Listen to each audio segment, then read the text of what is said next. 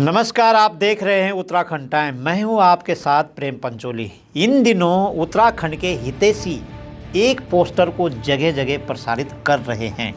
यह पोस्टर कब का है यह पता नहीं है। बताया जाता है कि यह पोस्टर गढ़वाल विश्वविद्यालय के पौड़ी परिसर में छात्र संघ का चुनाव लड़ रहे एक छात्र का है, जिसका नाम प्रेमचंद गुज्जर है। कहा जा रहा है कि बाहर के लोग पहाड़ में किस तरह से हावी हो गए हैं कि अब ये यहाँ छात्र संघ का चुनाव भी लड़ने लगे हैं। इन दिनों उत्तराखंड में सांप्रदायिकता और घोर क्षेत्रवाद इतना हावी हो गया है कि वह हर मुद्दे को सांप्रदायिक और क्षेत्रवाद का रंग देने लगे हैं। इस रंग में ओछी राजनीति सामने आ रही है। क्षेत्रवाद या जातिवाद का कोई मतलब ही नहीं रहता है। यह वाद तब जिंदा हो जाता है जब राज्य के लोगों के लिए निकाली गई कोई सरकारी भर्ती में दूसरे राज्यों के लोगों को मौका दिया जा रहा हो, जिसे हम चोरी और सीनाजोरी दोनों कह सकते हैं। यहाँ हम वरिष्ठ पत्रकार चारू तिवारी के एक आलेख का संदर्भ और डॉक्टर उमा भट्ट के शोध प्रबंध के इनपुट ले रहे हैं, जो हमें अंदर और बाहरी का मतलब समझा रहे हैं। जिस विश्वविद्यालय के छात्र को बाहर का बताया जा रहा है, उसकी स्थापना की अग्रिम पंक्ति में स्वामी मनमंथन रहे हैं। वे केरल के रहने वाले थे। श्रीनगर में उच्च शिक्षा के रूप में बिरला परिसर बनाने वाले माधव प्रसाद बिरला भी बाहर के ही थे। विश्वविद्यालय आंदोलन में गोविंद प्रसाद स्वरूप भटनागर, ओम प्रकाश अग्रवाल, सूरज अग्रवाल, सरदार टंकी सिंह, ताराचंद खंडेलवाल, सरदार हरभजन सिंह, वीरेंद्र जैन, रघुवीर सहाय, रतनलाल जैन ने अलग अलग तरह से मुख्य भूमिका निभाई है।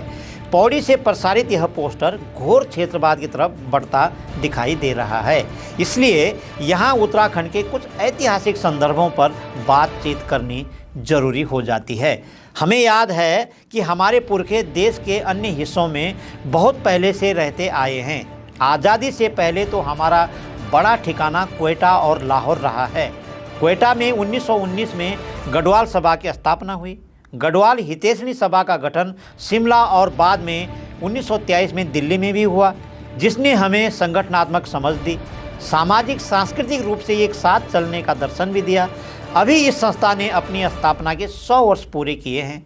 हमारे बहुत सारे लोग लाहौर में पढ़ने गए, बाद में वहाँ नौकरी भी करने लगे। पूर्वोत्तर से लेकर रंगून और सिंगापुर तक उत्तराखंड के बहुत पुराने परिवार रहते हैं। इन जगहों पर पहाड़ के लोगों की पुरानी कॉलोनियां तक है।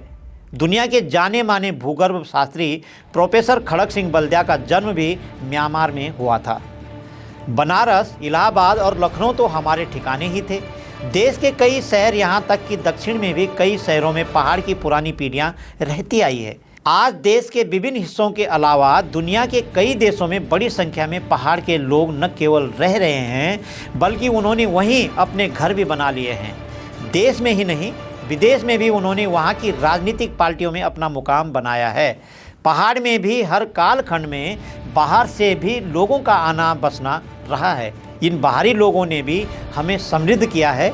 आदि शंकराचार्य, गुरु गोरखनाथ, गुरु नानक, गुरु गोविंद सिंह, दयानंद सरस्वती, विवेकानंद, स्वामी रामतीर्थ, स्वामी नारायण आदि से लेकर रविन्द्रनाथ टैगोर, महादेवी वर्मा सदृश से सैकड़ों हस्तियों ने हमें आध्यात्मिक, सांस्कृतिक, सामाजिक और शैक्षिक राजनीतिक रूप से समृद्ध किया है। दिल्ली के पहले शिक्षा पार्षद अर्थात शिक्षा मंत्री कुलानंद भारतीय रहे। कुलानंद भारतीय कई बार दिल्ली महानगर पालिका और नगर निगम के लिए चुने जाते रहे। वे ऐसे क्षेत्र शक्तिनगर से चुनाव लड़ते थे जहां पहाड़ का वोट नाम मात्र का था। वे दिल्ली नगर निगम के प्रमुख नेताओं में शामिल रहे। खुशाल मणि घिल्डियाल 5 बार साउथ दिल्ली के सेवा नगर से पार्षद रहे। गुज्जर बाहुल्य इस सीट पर भी पहाड़ी वोट नाम मात्र का है। जगदीश ममगाइन दिल्ली के ऐसे क्षेत्र से 2 बार चुनाव जीते और नगर निगम में नेता प्रतिपक्ष रहे जहां पहाड़ी वोट नहीं था। हरीश अवस्थी रिठाला सीट से चुनाव जीते जहां बड़ी संख्या में गैर पहाड़ी मतदाता हैं। दिल्ली की उप महापौर रही उषा शास्त्री, सत्या जोशी, लीला बिष्ट, सरला परिहार, दीप्ति जोशी, तुलसी जोशी, वीर सिंह पंवार, कस्तूरबा नंद बलोदी, दयमंती रावत, गीता बिष्ट आदि प्रमुख हैं, जिन्हें पार्टियों ने टिकट भी दिया और ये जीते भी। इनके अलावा अनिता भट्ट, इंदु गुसाई, निशांत रौथान, कुलदीप भंडारी, भगवत नेगी आदि चुनाव लड़े हैं। दिल्ली की विधानसभा में भी जिन पहाड़ के नेताओं ने अपनी प्रभावी उपस्थिति दर्ज कराई, इनमें भाजपा के मोहन सिंह बिष्ट करावल नगर से 5 बार के विधायक हैं। मुरारी सिंह पंवार पड़पड़गंज विधानसभा से भाजपा के टिकट पर चुनाव जीते। भाजपा ने वीरेंद्र जुयाल को भी टिकट दिया था। कांग्रेस ने दीवान सिंह नयाल को 2 बार और कांग्रेस ने पुष्कर सिंह रावत और कांग्रेस से आशुतोष उप्रेती को भी विधानसभा के टिकट दिए।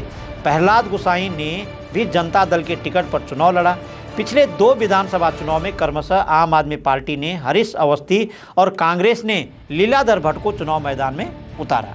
इतना ही नहीं, लोकसभा चुनाव में नई दिल्ली से केसी पंत कांग्रेस के टिकट पर लोकसभा का चुनाव जीते।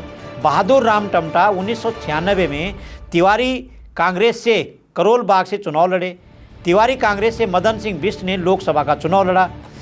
उत्तराखंड में बाहर के छात्र के चुनाव लड़ने की बात को जिस तरह बाहरी के तौर पर प्रचारित किया जा रहा है, उसे समझने के लिए दिल्ली विश्वविद्यालय में हमारे छात्रों के राजनीतिक हस्तक्षेप को भी देखना होगा।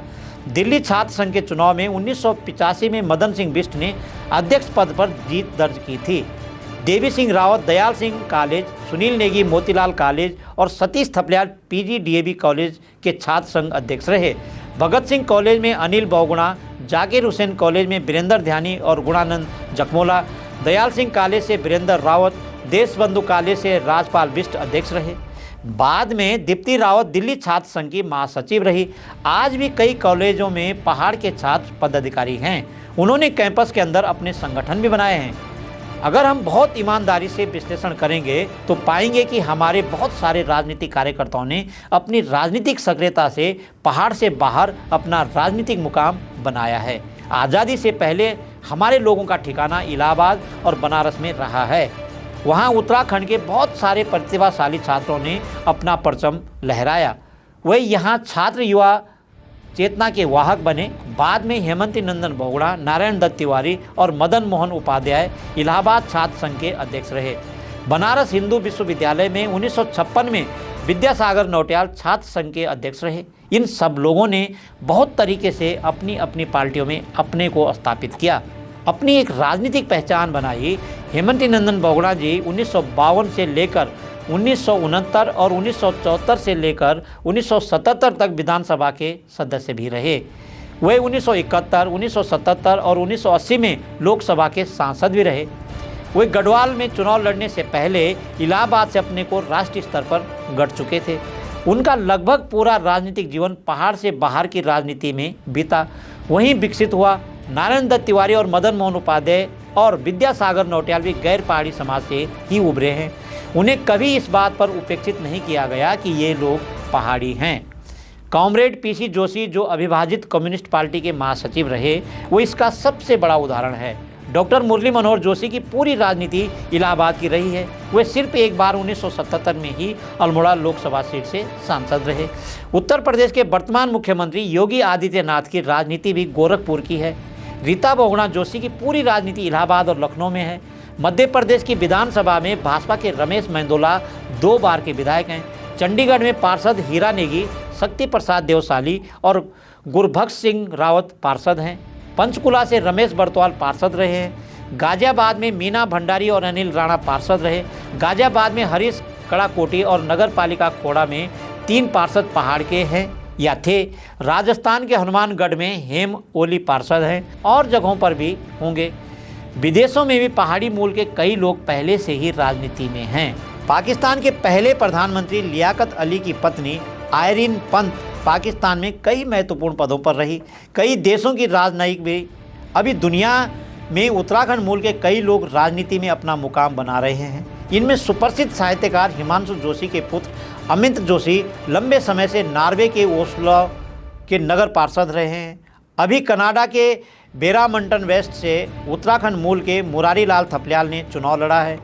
पौड़ी में छात्र संघ का चुनाव लड़ रहे प्रेमचंद गुज्जर को उसी तरह चुनाव लड़ने का अधिकार हमारे संविधान देता है जैसे मदन बिष्ट को दिल्ली विश्वविद्यालय में। वैसे भी विश्वविद्यालय इसलिए स्थापित किए जाते रहे हैं कि छात्र दुनिया भर के इतिहास, संस्कृति, भाषा, समाजों को जान सके, दुनिया को बहुत मानवीय दृष्टि से देख सके, मानवता के स्वभाव की प्रकृति को आत्मसात कर सके। अगर विश्वविद्यालयों या हमें गढ़ने वाले संस्थानों को इस तरह के क्षेत्रवाद या सांप्रदायिकता में झोंका जाएगा तो यह किसी के लिए अच्छा नहीं है। शेष पहाड़ तो इतना विशाल है कि वह किसी की दया पर तो टिका नहीं है, वह टिका रहेगा अपने वजूद पर। वह जितना ऊंचा है उतना ही गहरा भी है। उसके लिए मैदान, समुद्र, रेगिस्तान सब समान है। हमारी यह रिपोर्ट आपको कैसे लगी कमेंट करके ज़रूर बताइए। अगली कड़ी में राज्य के ऐसे ही किसी मुद्दे पर हाजिर होंगे। नमस्कार।